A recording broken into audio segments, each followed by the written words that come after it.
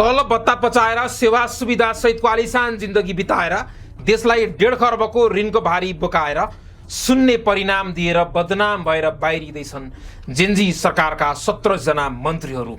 76 जना बालबालिकाको बलिदानको जगमा भदौ 26 गते गठन भएको सुशीला कार्की नेतृत्वको सरकारको समयावधि समाप्त भइसकेको छ।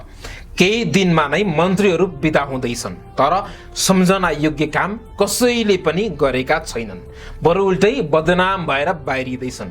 एउटा प्रधानमन्त्री मन्त्री बनाउँदा देशले त्यो पात्रमाथि मासिक मिनिमम सम्पूर्ण हिसाब किताब सहित घुस र भ्रष्टाचार बाहेक सफेद खर्च नै मासिक 10 लाख बढी लगानी गर्छ। 17 जना मन्त्रीलाई सुरक्षा, आवास, गाडी सुविधा, कर्मचारी भर्ती लगायत लगानी गरिरहँदा भने देशले 1.5 खर्ब लोनको भारी उपहार पाएको छ। एउटा प्रधानमन्त्रीको तलब 1 लाख बढी र मन्त्रीको तलब 70,000 बढी हुन्छ।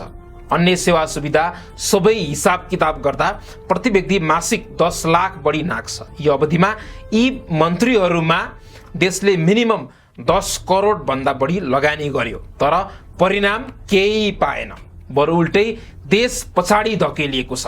न जेन्जी शहीदहरूले न्याय पाए, न पुराना भ्रष्टहरूलाई जेलको कोठरीमा देख्न नै पाइयो, न वैदेशिक हस्तक्षेप घट्यो, न युवाहरूलाई रोजगारीको प्रबन्ध यहाँ भयो, न प्रचण्ड देउवा दीपक खड्काको घरमा जलेको पैसाको अनुसन्धान नै भयो, न सिंहदरबार, सर्वोच्च अदालत र संसद भवन जलाउने अपराधी राष्ट्रघाती माथि कुनै कारबाही, कुनै कठोर कदम नै चालियो।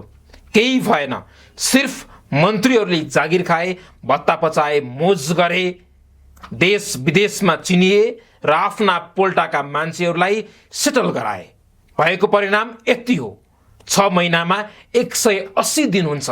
यी पात्रहरूले देशको 180 दिन बालुवामा पानी बनाएका छन्। अबको बालेन सरकारले त्यो 180 दिन सहितको परिणाम दिलाउन सक्छ कि सक्दैन, यो प्रश्न नागरिकको हो।